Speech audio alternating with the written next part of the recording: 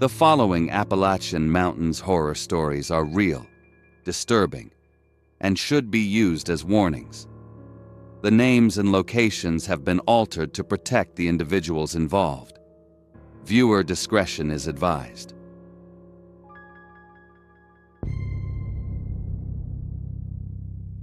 Sadie stood perfectly still in the thick Kentucky woods, her heart hammering against her ribs as she stared at the one tiny, impossible detail that shouldn't have been there. But before she could even open her mouth to scream a warning, a heavy metallic click echoed from the dark shadows directly behind her head.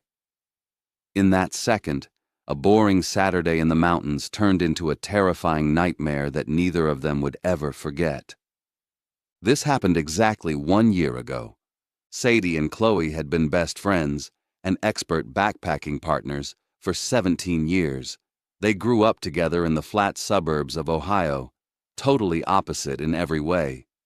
Sadie was a former volleyball player, fiercely protective, and worked as an REI floor lead. Chloe was a former drama nerd who now ran the finances for her husband's custom woodworking business. Even with their different lives, they escaped into the Appalachian backcountry at least twice a year, every single year. They had their system down to an absolute science. For this trip, their packs were loaded with $3,000 of top-tier gear: a 2-pound Dyneema fiber tent, 800 filled-down quilts, a microscopic titanium cookset, and Sadie's trusty Glock 19. Late Friday afternoon, they parked at the Clifty Wilderness Trailhead in Kentucky and confidently crushed a 2-hour hike deep into the Swift Camp Creek Gorge. They wanted total off-the-grid isolation. But as the sun dropped behind the ridgeline, the suffocating Kentucky humidity trapped the dead silence of the gorge, making the air feel physically heavy. Sadie's brain kept looping back to the parking lot. She couldn't stop picturing the only other vehicle left at the trailhead: a rusted, primer-gray Chevy truck. The driver had just sat behind the steering wheel, staring at them with dead, unblinking eyes as they walked into the woods. If that guy followed them, there was zero cell service to call for help. Sadie quietly dropped the magazine out of her pistol, checked the chamber in the dark, and zipped her sleeping bag tight against her chin. She squeezed her eyes shut, forcing herself to believe the woods were empty. But just as Chloe's breathing leveled out into a deep sleep, a sharp crack echoed through the pitch-black tent. Soft, rhythmic snaps crushed the dead leaves just 20 feet away. It wasn't the clumsy rustle of a bear. The pacing, heavy footfalls belonged to a pair of thick work boots. When Saturday morning finally broke, pale gray light started to bleed through the thick hemlock trees, lighting up their sandstone campsite. Sadie was absolutely exhausted. She had spent the entire night wide awake, her hand glued to her pistol, listening to those heavy work boots pacing in the dark. But as the daylight hit the camp, the woods went completely silent. Sadie's brain desperately wanted to feel normal again. She convinced herself she was just being paranoid about the creepy guy in the parking lot. She unzipped the tent and leaned right into her expert routine. She sparked her microscopic titanium camp stove to boil water, focusing entirely on the simple, boring task of making coffee to shake off the fear. But just as the water started to bubble, the thick wall of rhododendron bushes 30 feet away violently exploded. A young woman in a torn, filth-streaked white dress came crashing out of the brush, screaming at the top of her lungs. Sadie didn't even think. Her thumb instinctively flicked the safety off her Glock 19. She stepped firmly in front of Cora, raising the black barrel dead center at the rushing threat, ready to shoot whatever was chasing this girl. But the strange woman didn't even flinch at the loaded weapon. She sprinted right past the gun and practically dove into Cora, burying her dirty face into Cora's chest. The girl sobbed hysterically, crying out that her name was Lula and that some kind of twisted limestone cult was actively hunting her through the woods.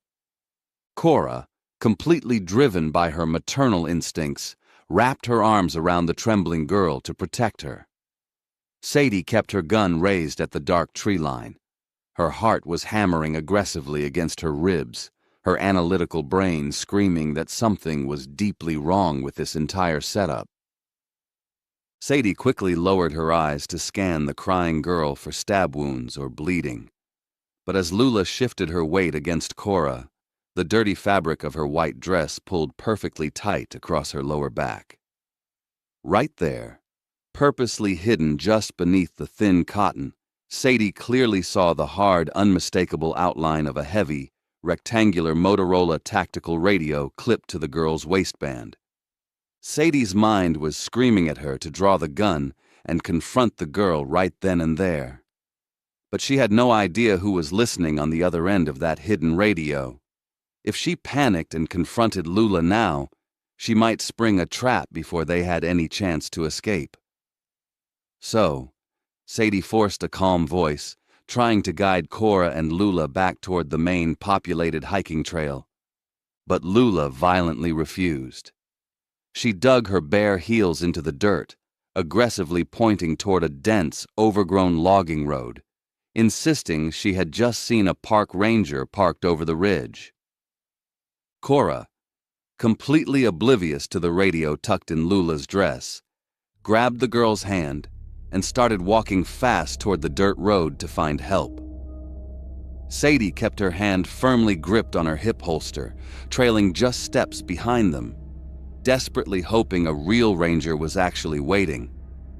But as they crested the hill, Sadie stopped dead in her tracks. The ranger truck idling in the dirt wasn't a government vehicle. It was the exact same rusted primer gray Chevy from the trailhead parking lot. Only now someone had slapped a cheap, crooked, magnetic Park Services decal on the passenger door. The man with the unblinking eyes stepped out of the driver's side.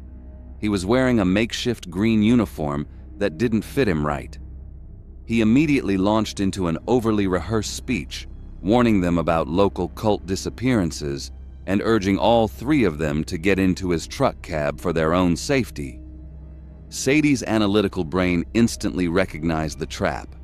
She leaned in close, whispering sharply into Cora's ear that the badge was completely fake.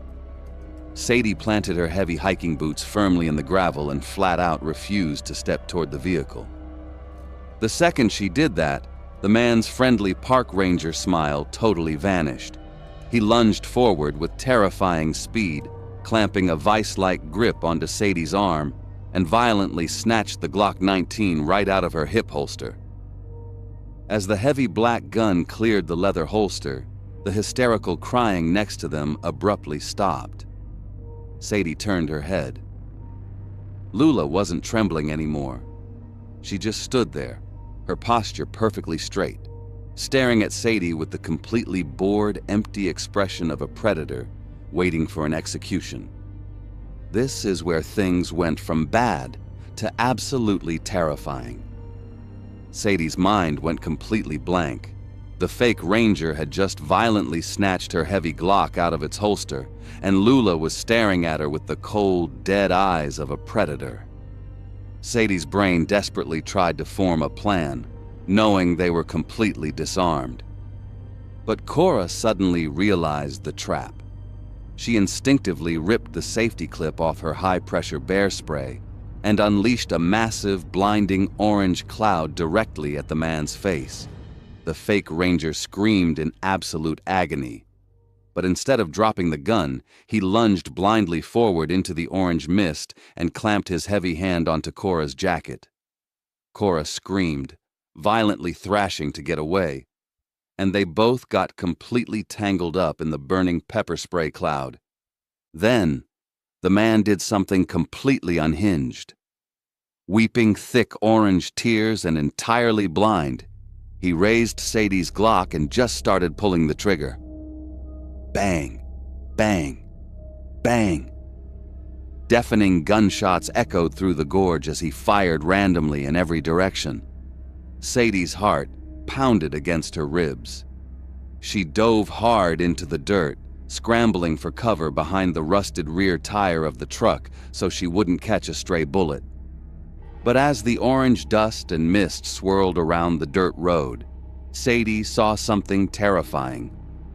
Lula had casually walked around the opposite side of the truck, and she was holding a heavy wooden baseball bat. Before Sadie could even scream a warning, Lula swung the bat as hard as she could and cracked Cora directly in the side of the head. Cora instantly crumpled into the dirt, completely knocked out.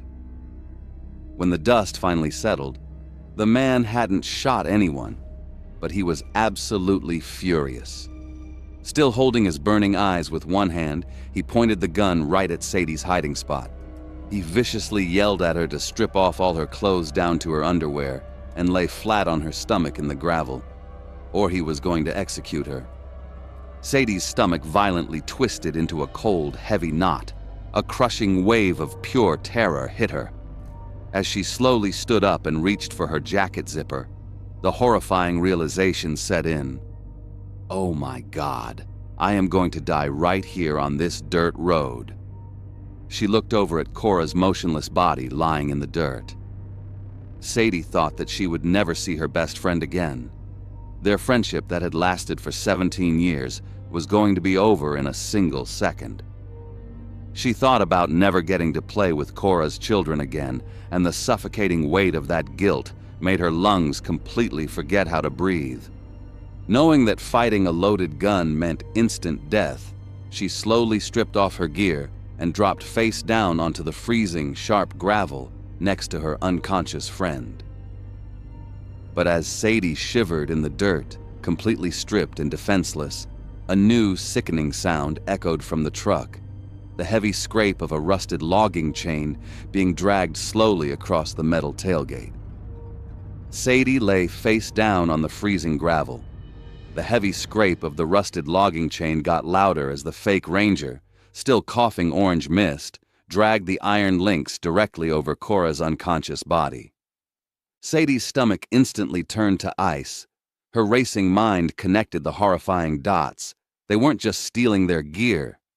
They were going to hook Cora to the truck bumper and drag her down the sharp limestone road to teach them a sick lesson.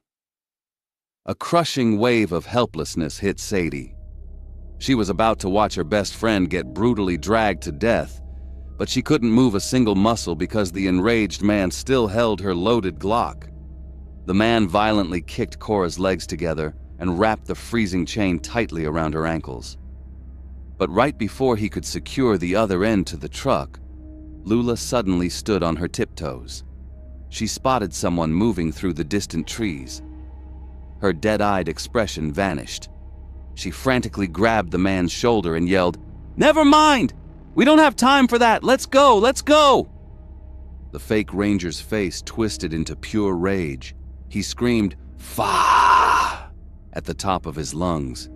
Furious that his twisted plan was interrupted, he pulled his heavy boot back and delivered one brutal kick directly into Cora's stomach. He kicked the chain off her ankles, threw it into the truck bed, and peeled out down the dirt road, leaving them entirely stranded. Sadie instantly scrambled over the rocks to her friend. Cora was bleeding heavily from her head, but she was alive. It took them 2 agonizing days to hike out of that gorge.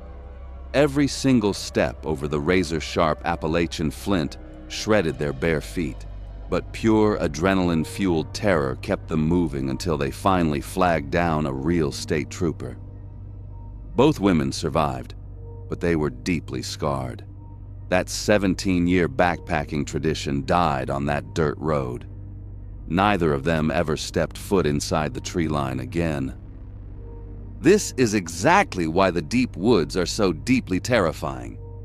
When we hike, we worry about bears or copperheads, but the real monsters out there are human. The vast, unpatrolled Appalachian wilderness is the absolute perfect hiding spot for violent opportunists, complete weirdos, and fringe cults. Predators out there constantly use the authority trap.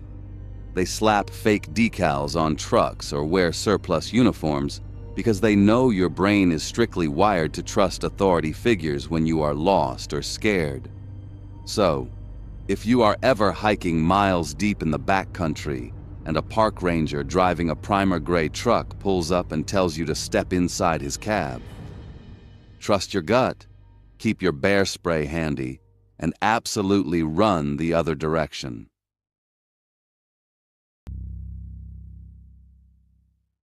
Deep in the silent Appalachian Mountains, Miriam's isolated cabin is the only safe place for her son.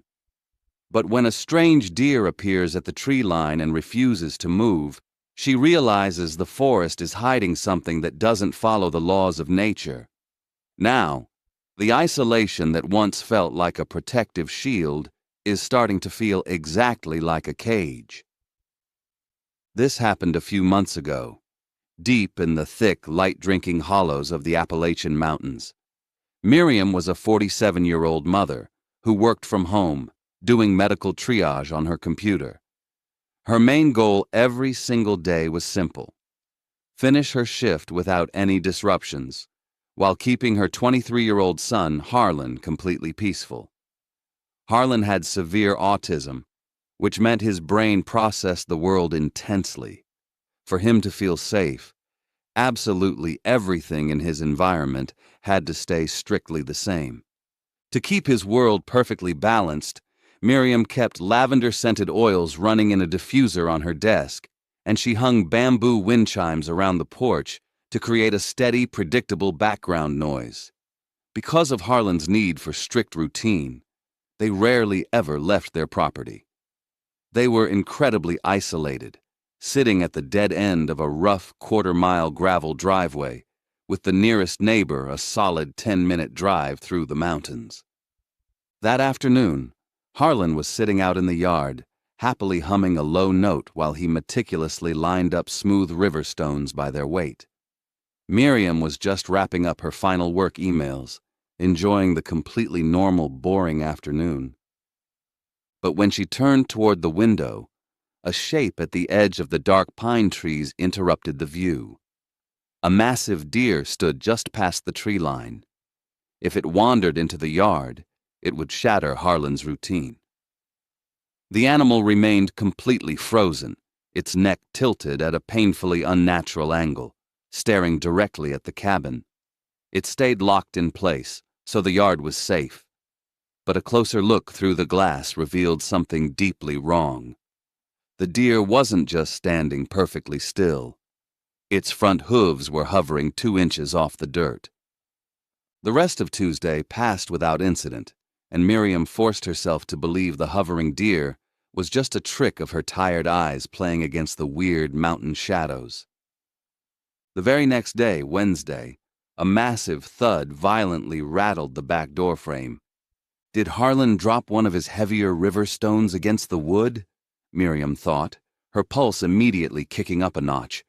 Or is a hungry black bear trying to rip into the trash cans again? She dropped her work headset and bolted straight out onto the back porch. The yard was completely empty. The thick Appalachian forest stood dead silent. Not a single branch snapped. She eventually brushed it off as a dead branch falling on the roof and went right back to her strict routine. But Thursday at exactly 12 p.m., the strange activity escalated. She was standing in the kitchen, meticulously plating 5 chicken nuggets for Harlan's lunch. They had to be arranged in a perfect star shape on his plate, or he would completely melt down. A sharp, deliberate knock echoed off the solid wood of the front door. Miriam froze, her heart instantly hammering against her ribs. Nobody just knocks on that door, she thought, her hands going clammy. You can hear car tires crunching up our quarter-mile gravel driveway for a solid 2 minutes before anyone reaches the house. There was no engine sound. She gripped the edge of the kitchen counter, crept down the hallway, and pressed her eye directly against the glass of the peephole. Heat shimmered off the empty dirt and gravel outside. No delivery trucks, no lost hikers, no people.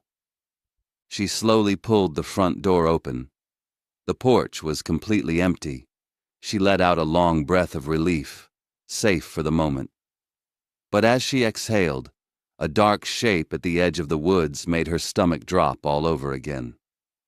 The massive deer from Tuesday was still standing in the exact same spot by the pine trees, completely frozen. A heavy mountain wind was aggressively whipping the pine branches all around it, but the heavy gusts weren't rustling a single hair on the animal's body. Friday rolled around, and the tension inside the isolated cabin was thick enough to cut with a knife. Miriam finally got Harlan to sleep around 10 p.m., making sure his heavy weighted blanket was perfectly centered so he wouldn't wake up in a panic. By midnight, she was sitting in the dark living room, completely exhausted, but entirely too wired to sleep. Suddenly, a sound cut through the dead silence of the house.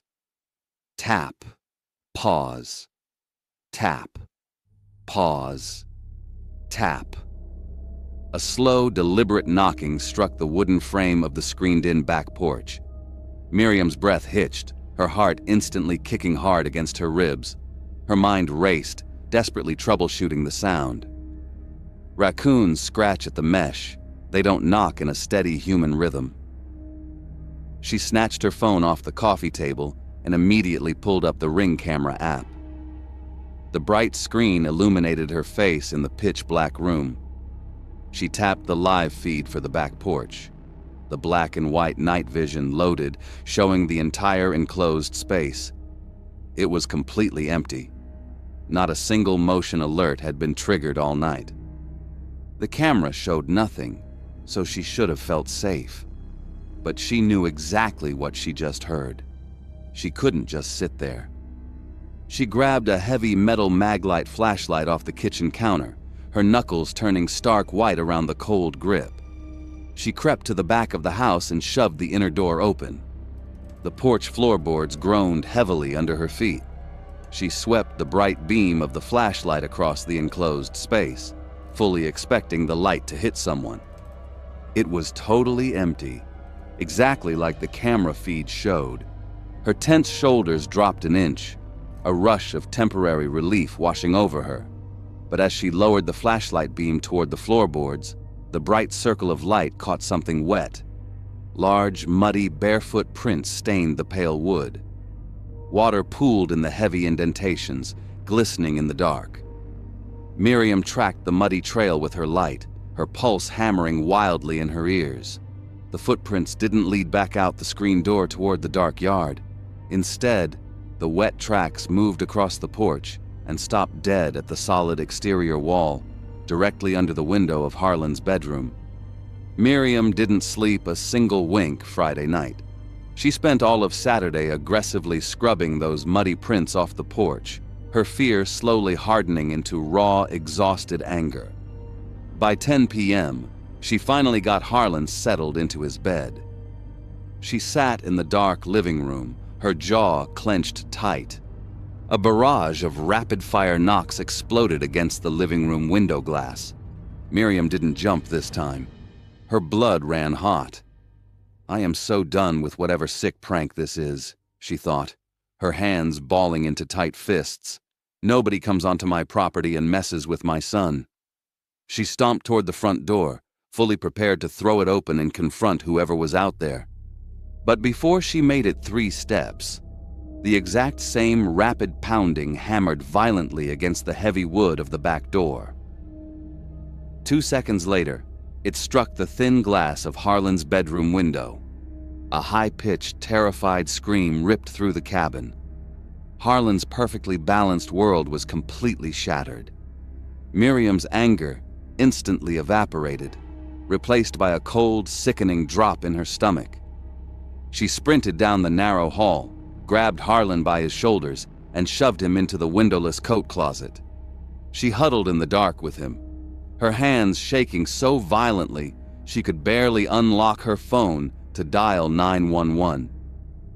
"Someone is outside," she whispered frantically to the dispatcher, holding Harlan tight. "We need an officer up here right now." She told Harlan to stay put, pulled the closet door shut, and scrambled from room to room, slamming deadbolts and yanking down window blinds.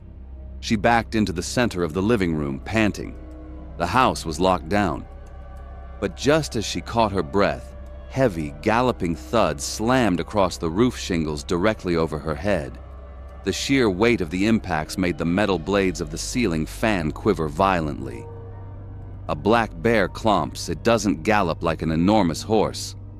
Her brain scrambled, desperately trying to make sense of the math. Is it on the roof? How did it get up there so fast?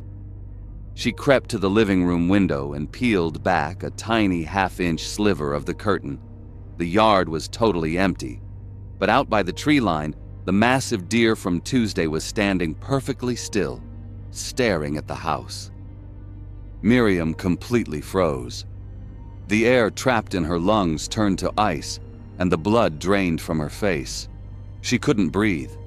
Her mind screamed at her to drop the curtain and run back to the closet to protect her son, but her body was absolutely paralyzed. In the pale moonlight, the deer looked horribly wrong. Its fur was mangy, patchy, and diseased, hanging loosely off severely protruding ribs. The animal violently jerked its neck, the bones popping with loud, wet snaps that somehow echoed all the way across the yard.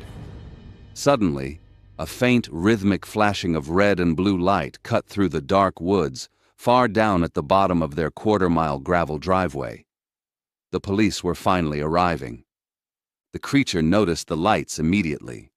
Slowly, it lifted its front hooves off the dirt. Its front legs hung limp, twisting at broken, unnatural angles. The deer pulled its body entirely upright, towering over 7 feet tall on its 2 hind legs. It stood perfectly straight, its chest puffed out. It didn't look scared or panicked by the approaching cops. It just stared directly at the sliver of Miriam's window with milky, dead eyes. Then, without breaking eye contact, it calmly and casually stepped backward into the pitch-black pines, walking away exactly like a man. So the police officers eventually scoured that entire property. They checked the porch, and they shined their heavy spotlights all over the roof. Therefore, Miriam expected them to find something, anything, that proved she wasn't losing her mind. But when the cops went out to the tree line, where that massive creature had just been standing, they didn't find a single track. No broken branches, no deer tracks, and absolutely no human footprints in the soft dirt. It was like the thing had just melted right into the forest. Now, if you ask the deep-rooted locals up in those ancient Appalachian hills, and keep in mind, these mountains are nearly 500 million years old, making them older than bones, older than trees, and even older than the rings of Saturn. They will tell you that the woods are full of things that just don't belong. There is an actual documented piece of mountain folklore up there known as the knot deer. Locals report seeing these entities all the time. They are mimics. They disguise themselves to look like local wildlife from a distance, therefore you completely drop your guard. But when you look closely, you realize they fail to master the basic geometry of a real animal. Their joints bend backward, their eyes face forward like a predator, and they absolutely cannot figure out how to walk on 4 legs. Many locals believe these things are directly tied to the massive amount of missing 411 cases in the Great Smoky Mountains, where perfectly healthy hikers just vanish off the trail without leaving a single scrap of clothing or a drop of blood behind. The police eventually left the cabin, writing the whole thing off as a creepy prowler in a bear suit. Miriam and Harlan were left totally alone once again. Before all this started, Miriam loved their extreme isolation. The cabin was a safe, perfectly controlled fortress where Harlan could happily sit, hum his low note, and line up his smooth river stones perfectly by weight. But now, as she sits on the floor beside him, locking every deadbolt before the sun even goes down, that silence isn't comforting anymore. The isolation that once felt like a protective shield now feels exactly like a cage. Because in these hills, the mundane everyday life is just a very thin veil. And when the mountain finally knocks on your door, it isn't looking for an invitation. It's just checking to see if you're still inside.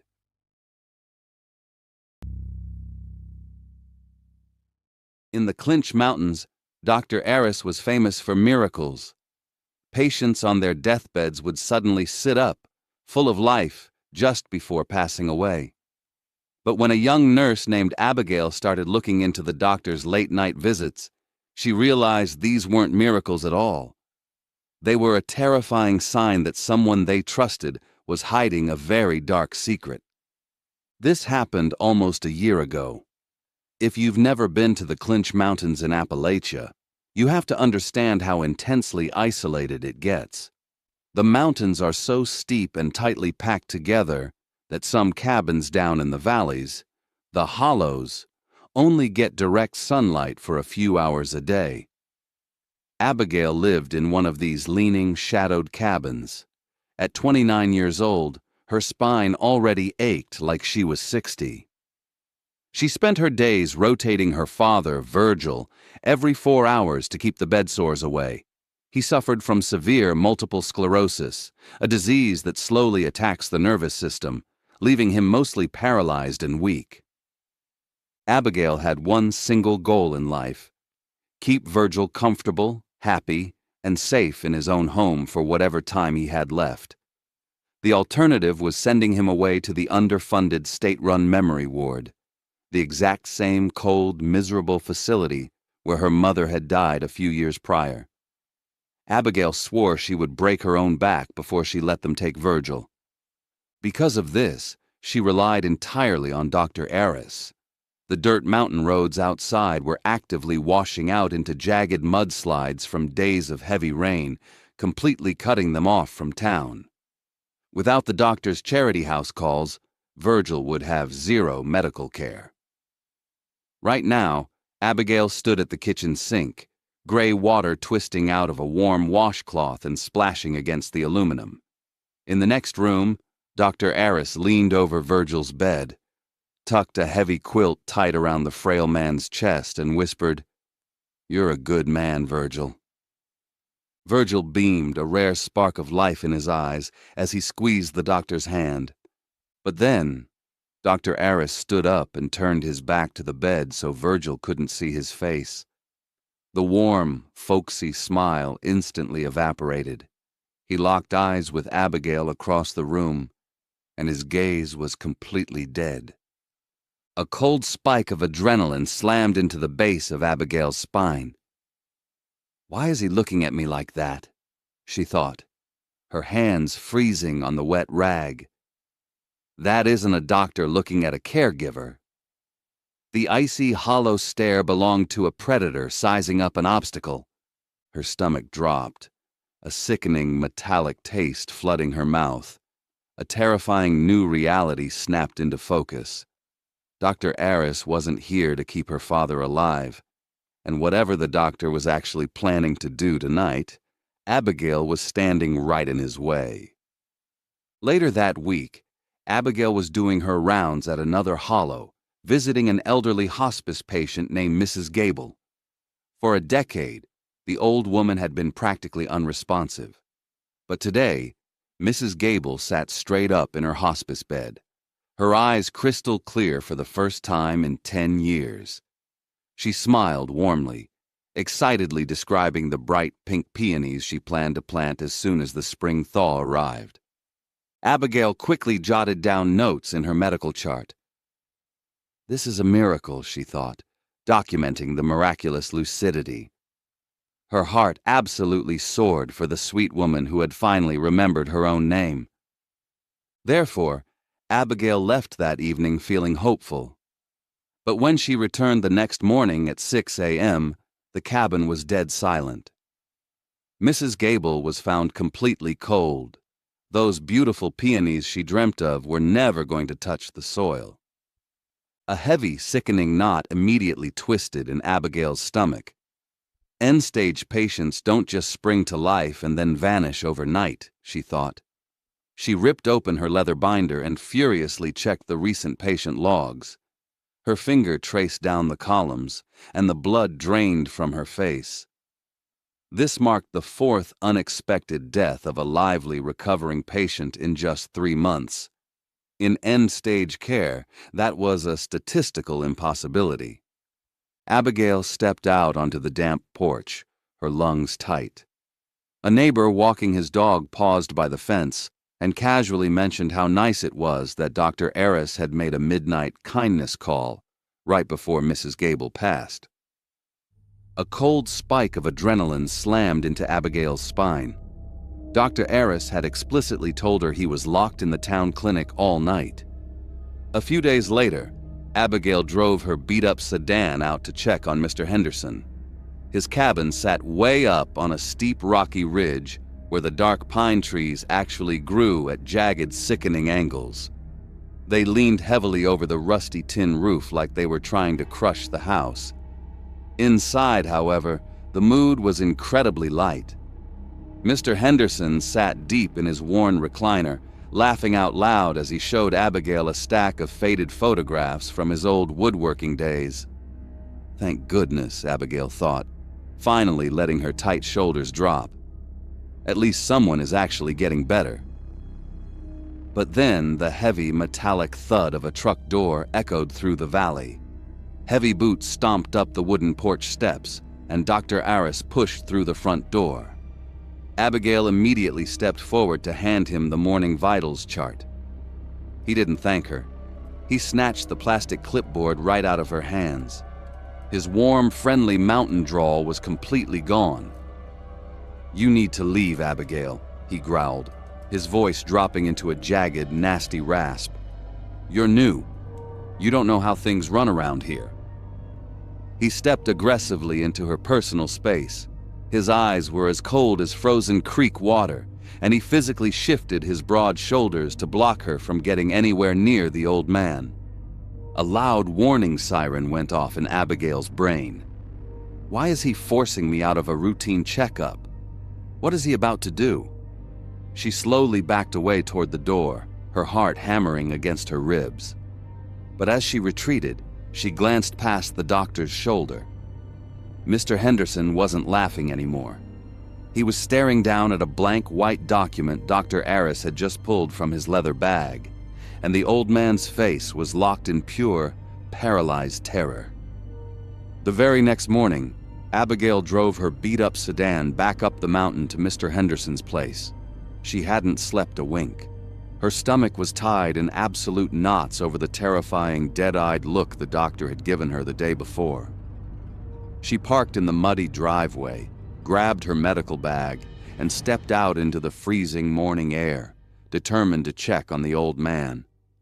But before her boots even fully hit the dirt, 2 sheriff's cruisers came tearing out from behind the tree line, gravel flying everywhere. 4 deputies jumped out with their hands on their holsters. Before Abigail could even speak, a heavy set of hands grabbed her shoulders, spun her around, and slammed her against the side of her car. The cold, heavy steel of handcuffs bit deep into her wrists. She screamed, begging them to go inside and check on Mr. Henderson, but they just shoved her into the back of a cruiser. Fast forward 18 hours. That is exactly how long Abigail sat shivering in a windowless, freezing police interrogation room. The harsh fluorescent lights buzzed overhead with a sickening, rhythmic hum that drilled straight into her skull. A heavy-set detective named Miller paced across the scuffed linoleum, his boots squeaking sharply. He slapped a thick manila folder onto the metal table between them. "We know what you did, Abigail," Miller barked, leaning in close enough that she smelled the stale coffee on his breath. "You and Dr. Arris. You've been clearing out the expensive hospice patients in the hollows. We just need to know whose idea it was to use the lethal injections." A wave of pure ice crashed through Abigail's veins. Her brain completely short-circuited. She gripped the edges of the metal table so hard her knuckles turned a bruised purple. desperately counting the deep scratches in the steel just to keep from violently throwing up right there on her shoes. I am a good person, she thought, her chest tight as a drum. I do God's work. I just want to keep my father out of the memory ward. If she went to prison, Virgil would die alone in that terrifying place. The sheer gravity of the accusation literally stole the oxygen from the room. She was practically hyperventilating, struggling to pull a single full breath into her burning lungs. She violently shook her head, tears of absolute terror finally spilling down her cheeks.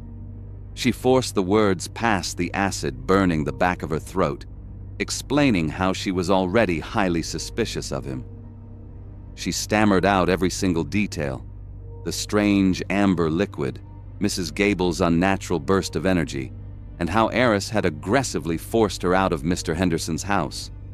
She begged them to go search the doctor's black leather bag. But Detective Miller didn't write any of it down. He just stood there, crossing his arms, watching Abigail's shoulders heave as she fought off a total panic attack. The silence in the room stretched out, thick and suffocating. Then Miller let out a long, heavy sigh. His rigid posture completely dropped. "We already have Eris in custody, Abigail," he said, his voice suddenly quiet and exhausted. "We've been tracking his forged life insurance payouts for months. We knew he was working alone.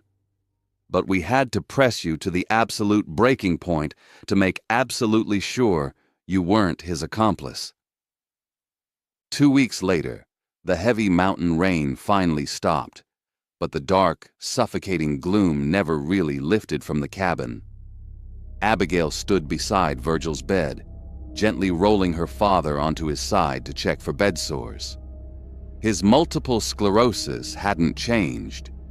He was still trapped in his own failing body. Abigail adjusted his heavy quilt and went into the kitchen. She had returned to her normal routine of nursing the forgotten patients in the hollows. But she was absolutely never going to be the same.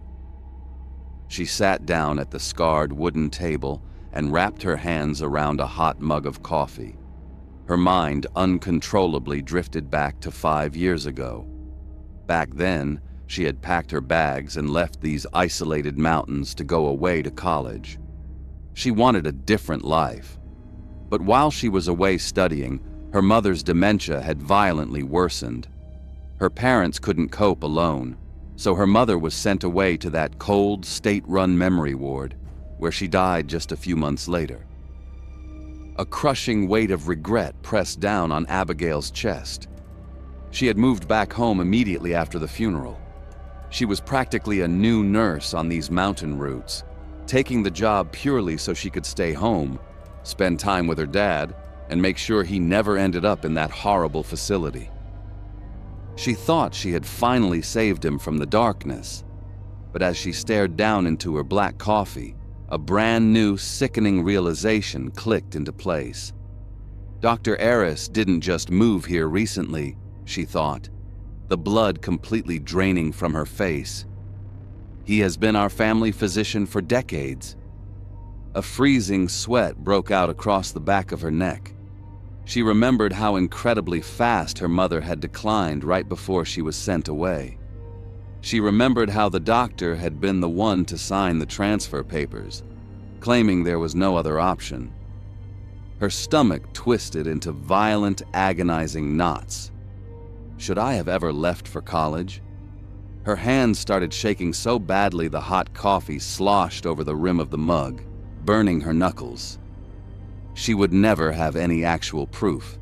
The forged papers were likely destroyed years ago.